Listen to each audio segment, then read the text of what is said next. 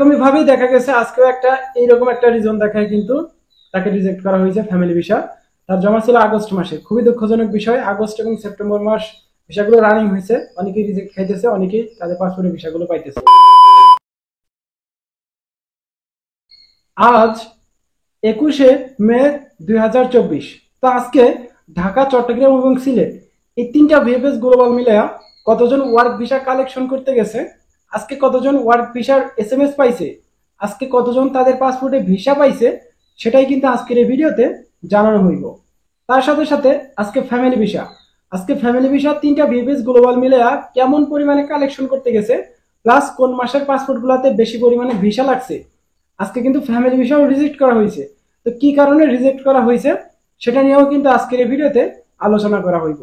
আর যারা নতুন appointment booking করার জন্য ইমেল করছেন ভিএফএস গ্লোবালে তাদের ওয়েবসাইটে, তো তারা কবে থেকে আপনাদের এসএমএস গুলো পাইতে পারেন, মানে অ্যাপয়েন্টমেন্টের যে ডেটটা সেই ডেটটা কবে থেকে পাইতে পারেন, এখনো পর্যন্ত যারা পান নাই কবে থেকে ডেটগুলো পাইতে পারেন সেটা নিয়েও কিন্তু আজকে সন্ধ্যাবেলা একটা ভিডিও দেওয়া হয়েছে আমার মজুমদার ফ্রম ইউরোপ ওই চ্যানেলটায়। তো ওই ভিডিওর লিঙ্কটা আমার এই ভিডিওর কমেন্ট বক্সে এবং ডিসক্রিপশন বক্সে দেওয়া থাকবে, চাইলে আপনারা দেখে আসতে পারেন। আজকের ভিডিওটা খুবই গুরুত্বপূর্ণ, আশা করতেছি ভিডিওটা শুরু থেকে শেষ পর্যন্ত দেখবেন। তো চলেন বেশি কথা না বাড়িয়ে আজকের এই ভিডিওটা শুরু করা যাক।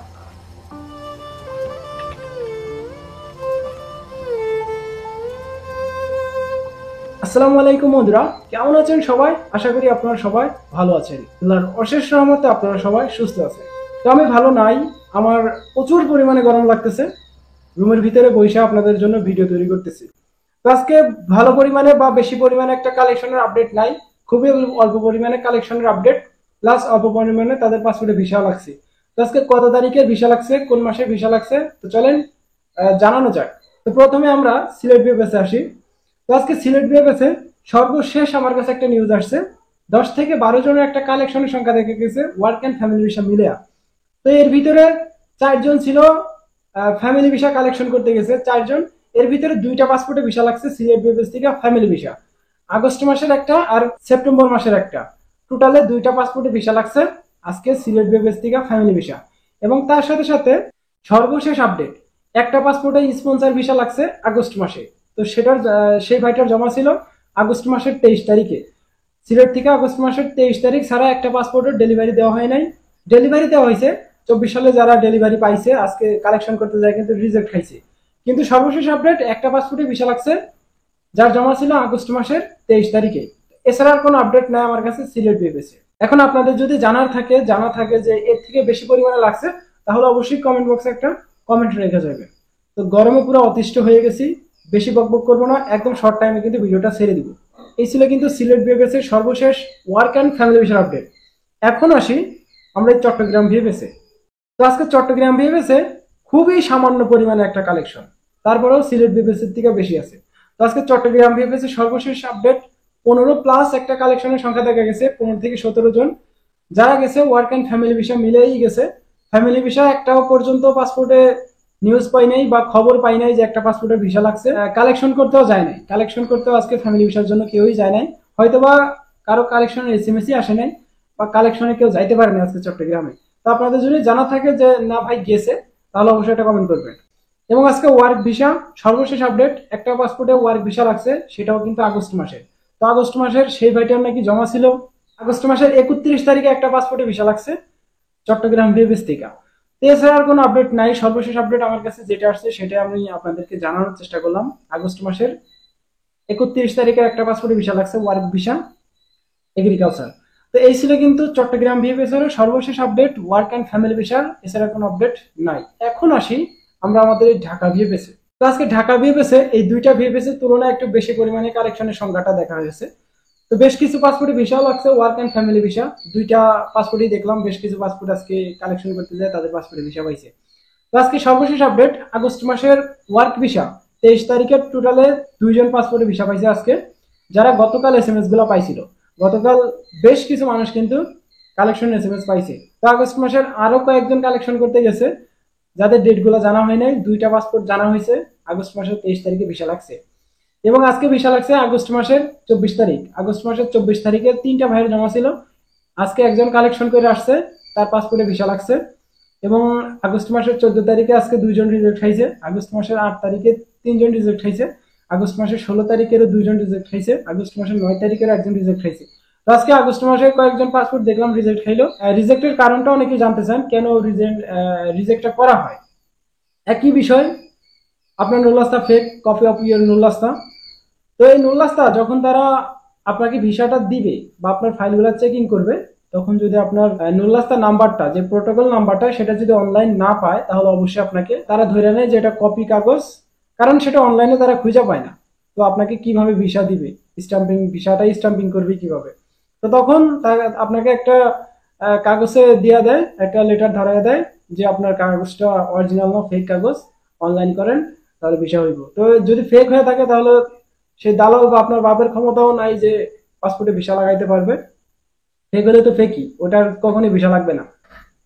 আর একটা কারণে আজকে ভিসাগুলো রিজেক্ট করছে, সেটা হলো তারা জানাইছে ওইখানে, তারা কারণ হিসাবে জানাইছে যে আপনার নুল্লাস্তা অরিজিনাল আছে, কিন্তু আপনার মালিক কিন্তু আপনাকে নিতে চাইতেছে না। মানে তারা ইমেল করছে মালিককে, তো সেই ইমেলের কোনো রিপ্লাই আসে নাই। তো অনেকেই এই রিপ্লাইয়ের বিষয়টা নিয়ে চিন্তা ভাবনা করেন, যদি রিপ্লাই না দেয় তাহলে আমার ভিসা কিভাবে হইব।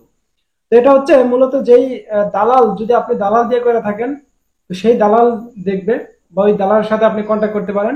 যদি আপনি সরাসরি মালিক দিয়ে অ্যাপ্লাই করে থাকেন, তাহলে সেই মালিককে আপনি বলবেন বেশি বেশি করে ইমেলটা চেক করতে, এবং তাদের ইমেলের জন্য রিপ্লাইটা দেয়।